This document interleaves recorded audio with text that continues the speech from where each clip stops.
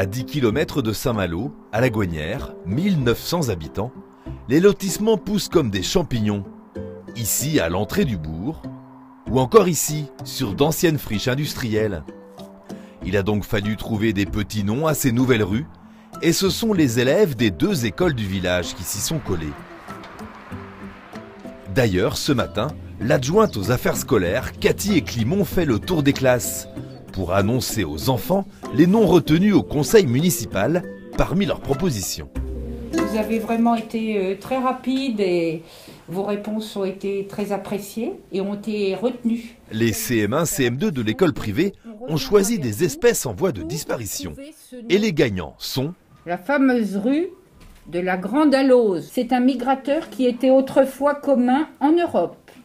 Ensuite, on lui a donné le nom de la rue de la Barge-Rousse. On a été chercher donc, sur Internet, faire des recherches d'espèces locales, d'oiseaux, de poissons, de batraciens. Vous ne savez pas encore, mais il y en a parmi vous qui resteront peut-être habités dans la commune. Et vous vous souviendrez justement que vous avez été à l'origine de trouver des noms de ce lotissement. L'adjointe enchaîne à l'école publique, où les élèves ont sélectionné des femmes, grandes figures de la résistance ou du féminisme. Rue Rosa Parks, ça vous dit quelque chose? Si, moi je me souviens. La rue Lucie Aubrac, rue Olympe de Gouges, rue Louise Michel. Donc voilà tous les noms de rues que vous avez trouvés. J'ai gardé tous vos autres noms de rues parce que à l'avenir, on espère, on aura sûrement d'autres lotissements. Quelques jours avant cette visite, c'est le conseil municipal de la Gouanière qui a validé ces nouveaux noms de rues. Alors ce soir, une dizaine de sujets, surtout administratifs, quelques subventions, c'est le mot d'ordre général, mais surtout donner des noms des rues à de nouveaux quartiers qui sortent de terre dans notre commune qui est en pleine expansion. Alors Régis, je te laisse la parole. Donc là, le thème qui a été choisi dans ce lotissement... Par les enfants par les enfants, hein. Donc c'est les femmes qui ont donné des choses assez importantes par rapport à leurs idées. On a beaucoup de nouveaux arrivants qui ne connaissent pas forcément le territoire et ce qu'on veut c'est que les personnes s'intéressent et participent à la vie communale. Et c'est pourquoi on proposait d'aller à la rencontre des enfants des écoles et dans un projet pédagogique de leur proposer des initiatives pour qu'eux aussi soient comme nous des acteurs et soient fiers du travail qu'ils accomplissent. Les propositions des enfants sont adoptées à l'unanimité, moins une abstention. Qui s'abstient. Une abstention. La représentante de la minorité municipale aurait préféré des personnalités plus locales. Au-delà de tous ces noms, il y a peut-être des noms plus proches de nous. Je pense en particulier à des hommes et des femmes qui ont donné leur vie au moment de la libération. Il y en a 4 en particulier. Et c'est vrai qu'on a privilégié en fait, le travail des écoles dans un premier temps. Et on s'est dit que ces 4 personnes-là, dans un prochain lotissement, pourraient être amenées. Je vous remercie. C'est un beau sujet.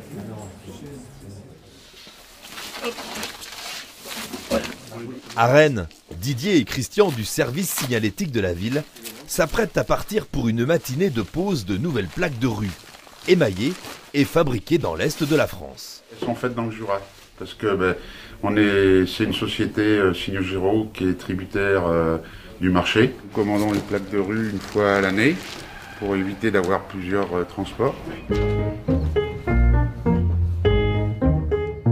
L'atelier de Pierrick stocke les plaques de numéros de rue que la ville doit fournir à chaque logement, car il y a des codes à respecter. C'est un bleu Oral 5011 avec une certaine dimension, 200 par 150. Avec leur camion nacelle, les 2 agents rennais baptisent les nouvelles rues de la zone industrielle de Lorient.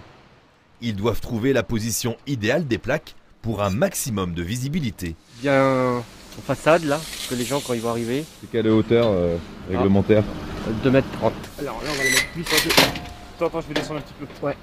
Tu la tiens? Ouais. Les plaques de rue sont solidement attachées, en hauteur, pour empêcher les vols.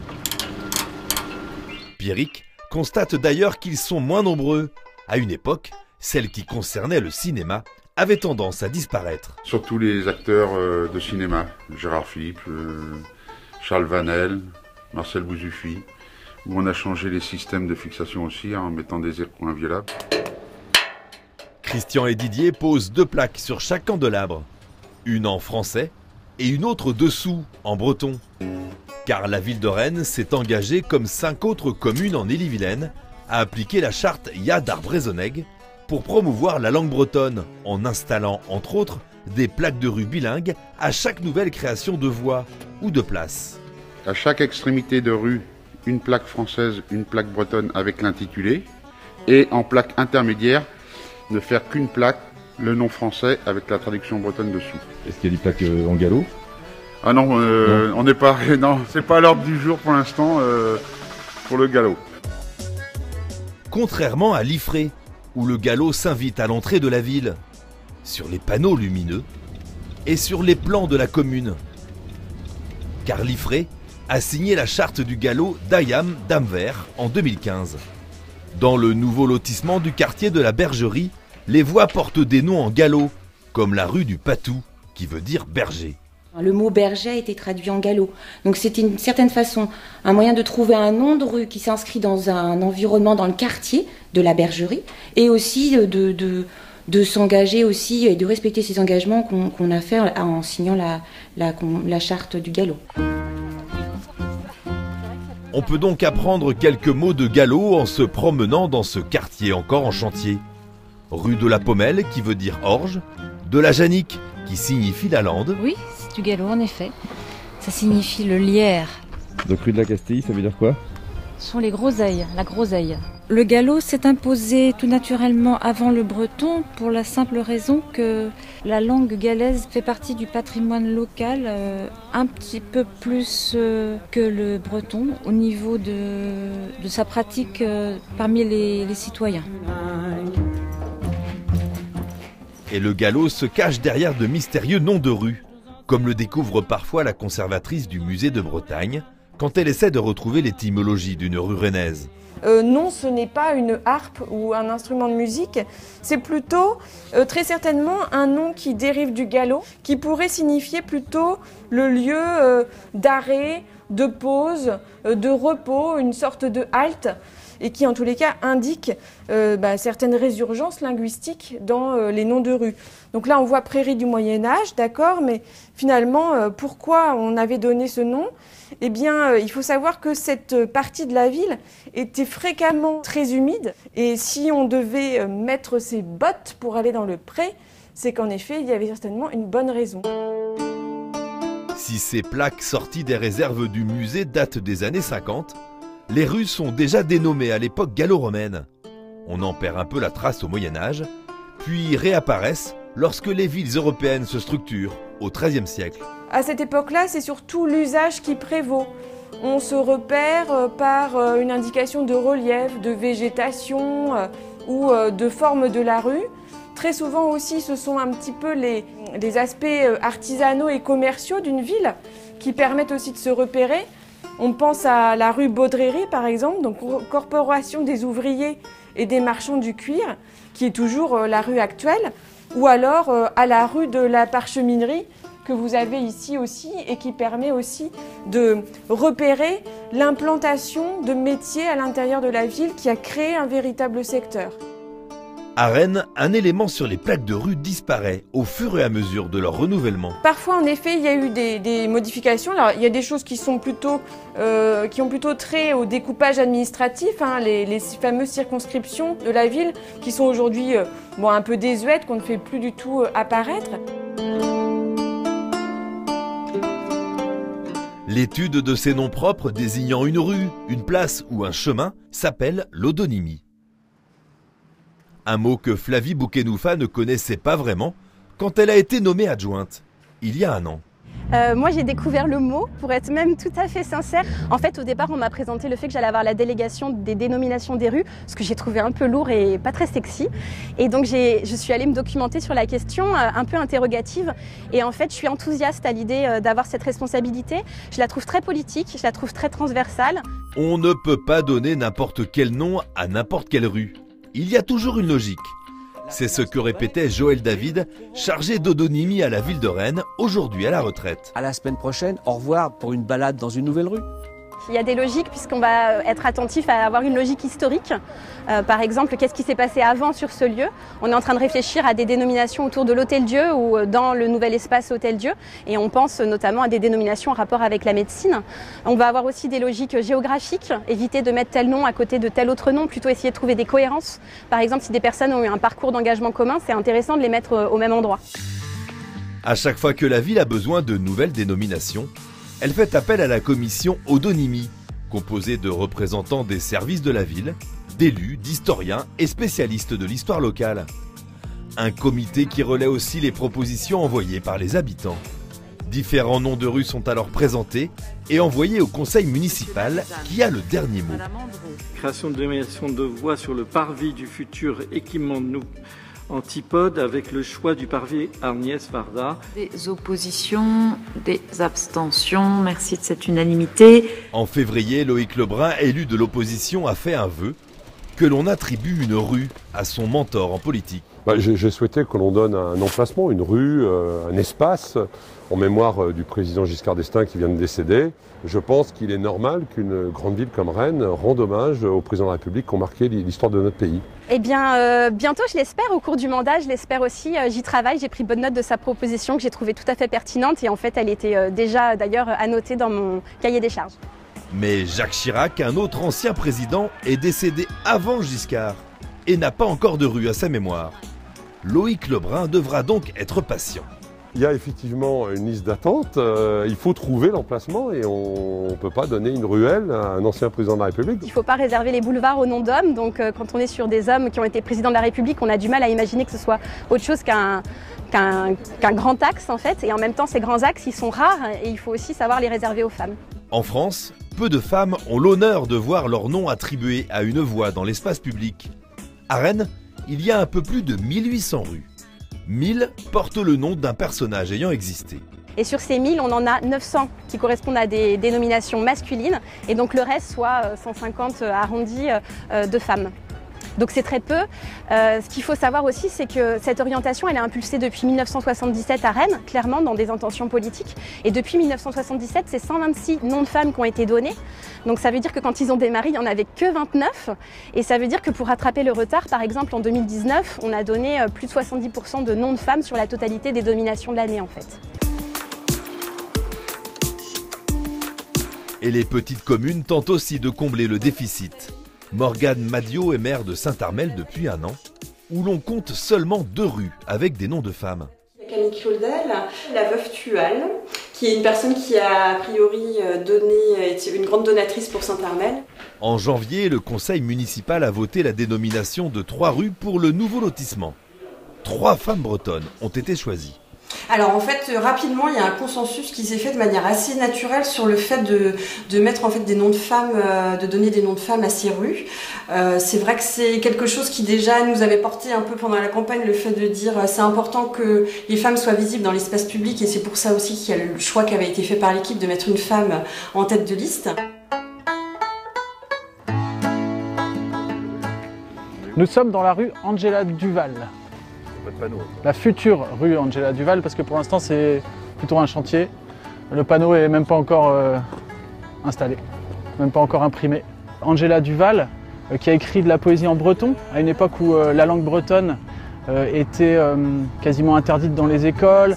Les élus de Saint-Armel ont sélectionné des femmes de caractère, parfois revenues de l'enfer. L'allée, ça va être l'allée Henriette Le Belzic, qui était en fait une résistante nantaise, qui était déportée dans les camps de concentration en Allemagne, à Ravensbrück et à Mauthausen. Presque 3 ans dans les camps de la mort de l'Allemagne nazie. Et la dernière élue est très tendance depuis quelques années dans l'ouest de la France.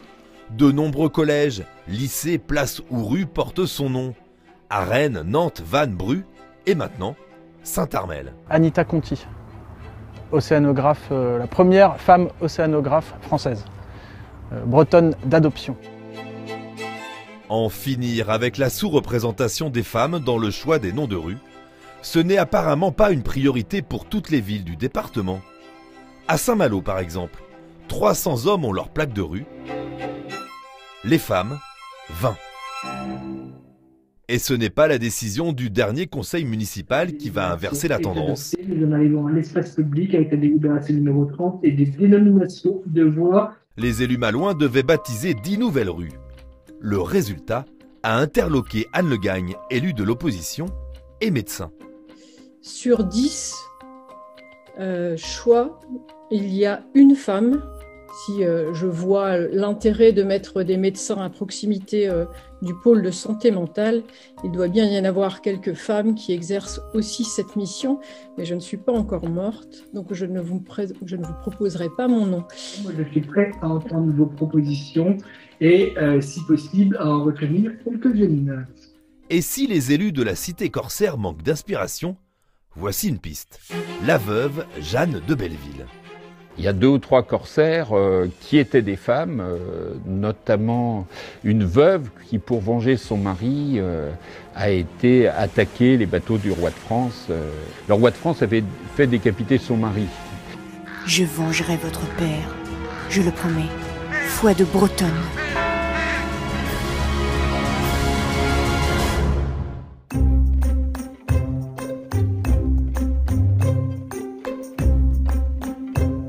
Quand on déambule dans la vieille ville de Vitré avec Bernard Ommery, les passants le confondent avec un guide touristique. C'est marqué quoi sur la tête du bonhomme? Caudois ou Codo. C'est vrai que cet infatigable défenseur de la culture de Haute-Bretagne connaît le terroir comme sa poche. Il est d'ailleurs membre du Conseil culturel de Bretagne, qui veut aider les élus dans leur choix de dénomination des lieux publics, afin d'éviter que ne se reproduise l'imbroglio qui s'est déroulé à Telgruc-sur-Mer dans le Finistère il y a quelques années. En Bretagne, on a aussi été alerté par le cas de Telgruc, où on a décidé un jour de donner 30 noms de rues d'une banalité extrême, comme la rue des Pélicans, oiseau qu'on voit beaucoup en Bretagne. La municipalité est revenue sur ces projets.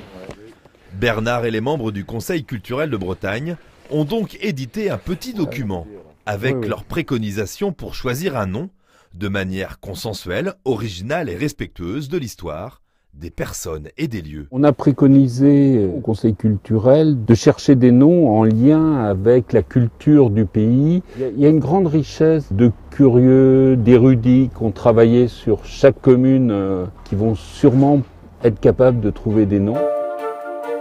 Et la ville de Vitré est plutôt bonne élève, en mettant en avant des figures de l'histoire locale, parfois méconnues. Il faut bien voir que les noms de rues, ça traduit la toponymie, ça traduit aussi l'histoire de la ville. Par exemple, Vitré a donné le nom d'une rue au commandant Louis Pietri. Louis Pietri, c'est quelqu'un qui était un chef de la résistance et qui a lancé en 1944 un assaut sur la prison de Vitré pour libérer 25, et il a réussi, 25 résistants qui allaient être fusillés le lendemain.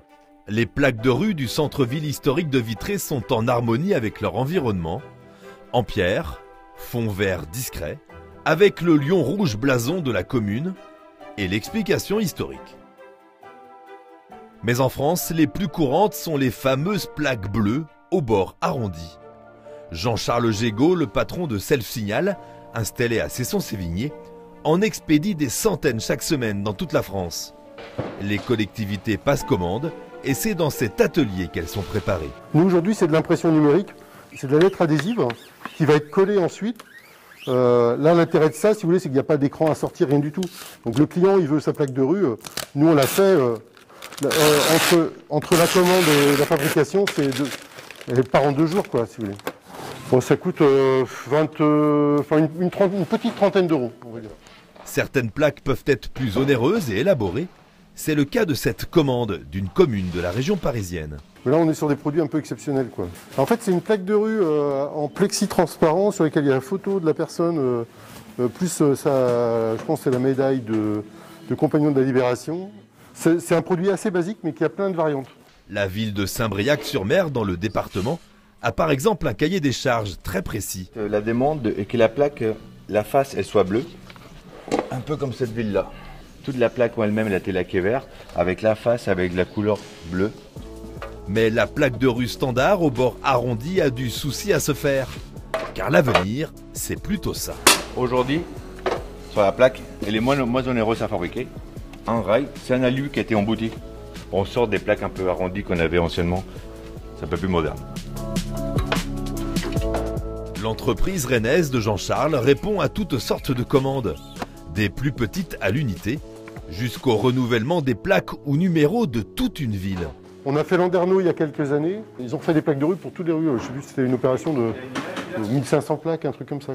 Pessac, par exemple, pour lesquels on travaille, là, quand ils nous passent des commandes, c'est pareil, c'est 800 à 1000 plaques. Depuis 4-5 ans, c'est vrai qu'on a des commandes de plaques de rue sur des grosses quantités, quoi. La raison de cet emballement est simple. Ces dernières années, beaucoup de communes comme Saint-Georges-de-Rintembeau ont planché sur leur adressage, en créant des noms et numéros de rue qui permettent d'assurer une adresse précise, au mètre près.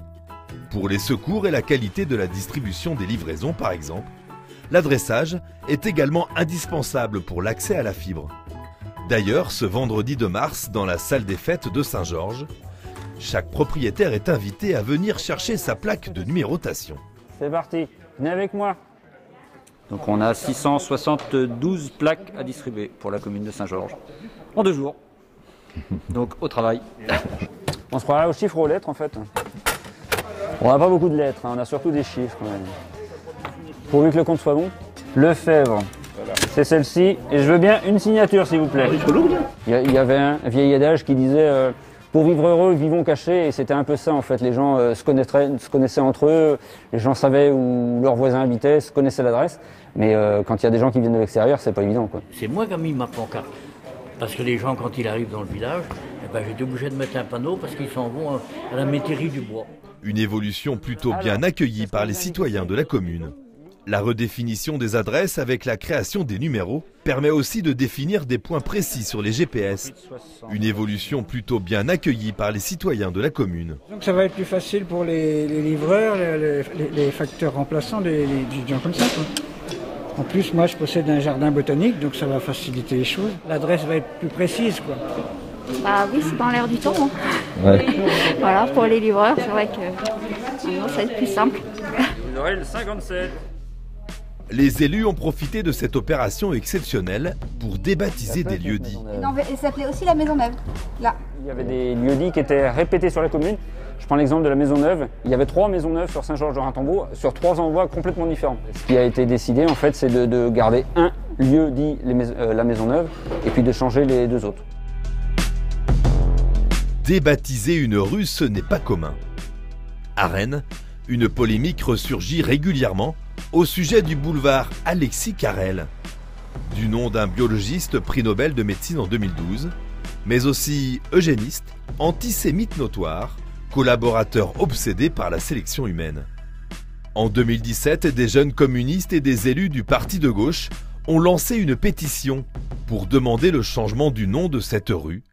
La maire Nathalie Appéré n'était pas contre, mais demandait un vrai temps de réflexion sur le sujet. Oui, c'est légitime de se poser la question, c'est important. C'est parce qu'en fait, on juge aussi des choix d'histoire au regard de nos connaissances d'aujourd'hui, souvent. Et c'est important, en fait, de vérifier que les noms qui nous entourent sont en cohérence avec ce qu'on veut défendre et transmettre à nos prochains. Néanmoins, si on accepte de retirer des dénominations parce qu'elles ne correspondent pas à nos convictions politiques aujourd'hui, il faut qu'on accepte que d'autres vont peut-être retirer les noms que nous-mêmes on aura choisis aujourd'hui. En France, le site Slide.fr a dévoilé le nom de la personnalité la plus donnée aux rues françaises. C'est le général de Gaulle, qui arrive aussi en tête dans le Finistère, les Côtes-d'Armor et le Morbihan. L'Ille-et-Vilaine se la joue plus romantique, en plaçant en tête le poète-écrivain François-René de Chateaubriand, enterré dans sa ville natale, Saint-Malo, face à la mer.